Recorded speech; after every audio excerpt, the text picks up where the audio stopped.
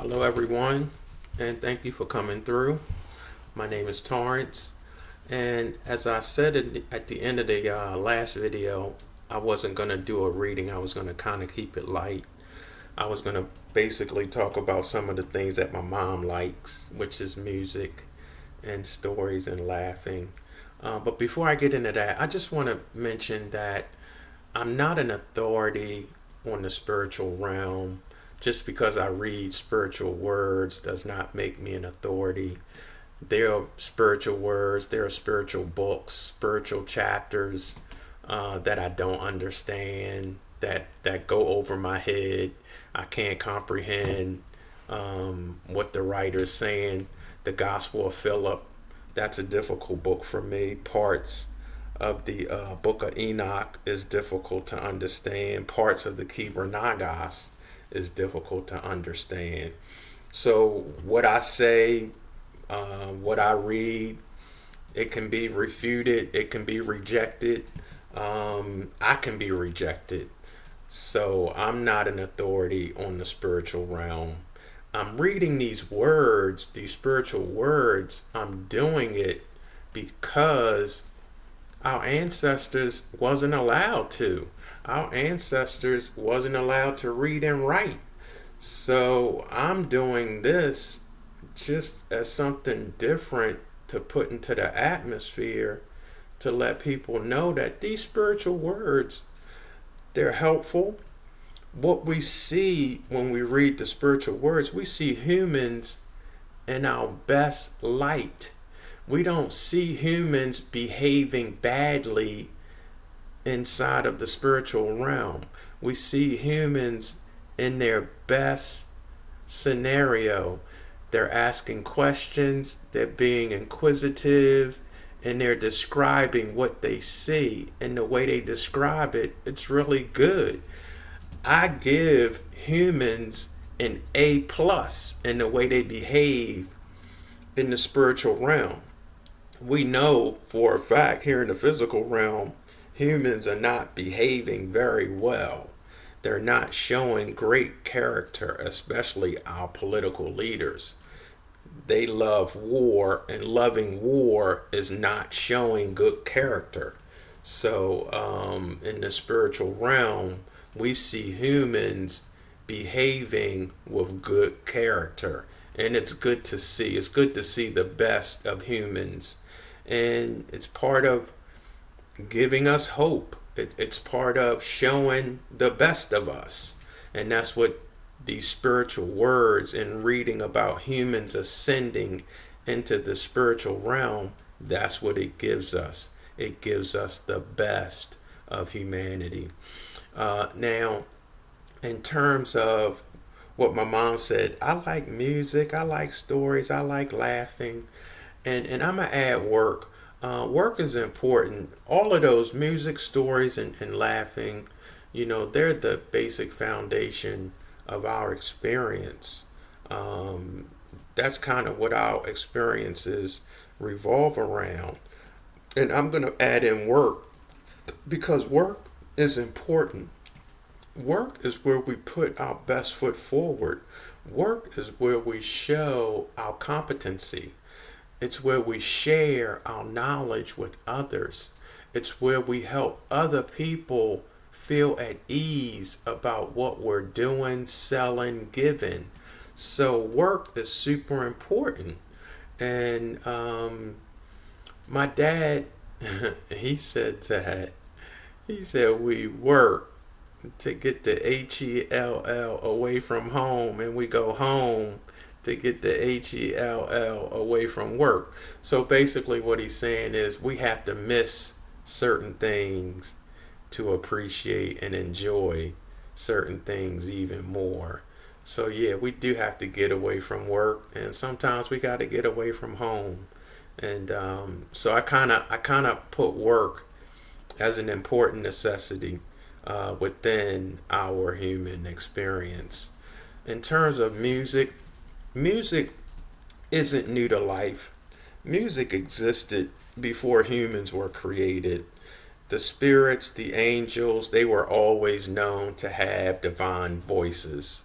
So music, it's old, it's ancient. Music is older than all of the humans put together. So music is not new to life. Music, it actually shapes life. It actually mirrors life.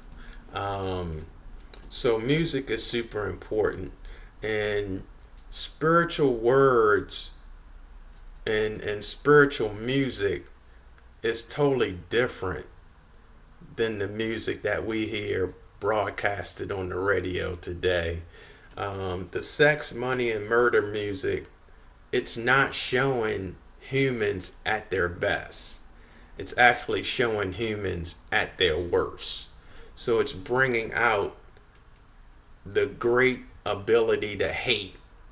And that's what that sex, money, and murder music brings out. It brings out our ability to hate. It doesn't inspire goodness and unity and community and harmony. That's not what today's music is emphasizing.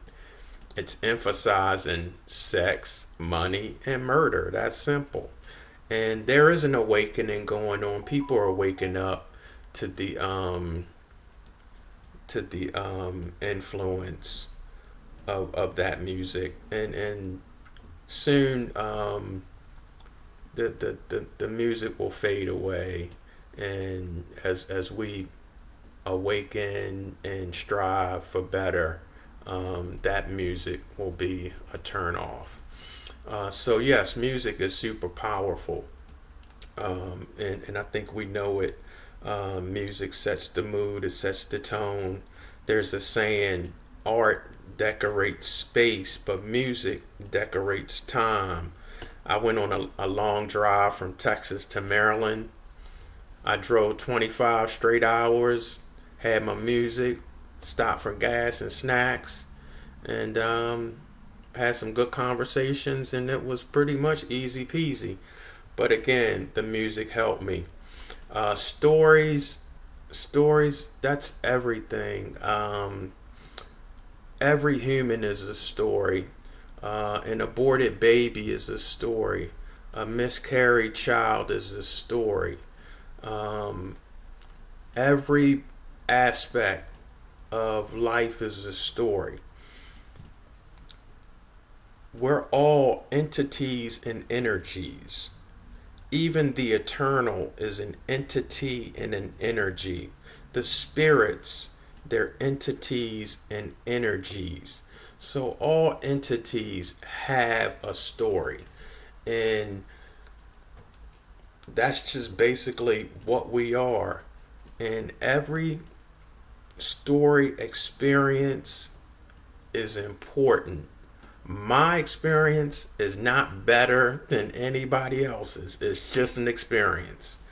And I'm here sharing, and I'm only sharing because I know that my ancestors wouldn't be able to do this. And so I'm trying to just add something different to the atmosphere, that's all. But we're all stories. I have a bunch of stories in terms of growing up in East Baltimore, going to Dunbar High School, going to the University of Delaware, working at the University of Delaware. So I have a plethora of stories, and we all do. We all have a good number of stories.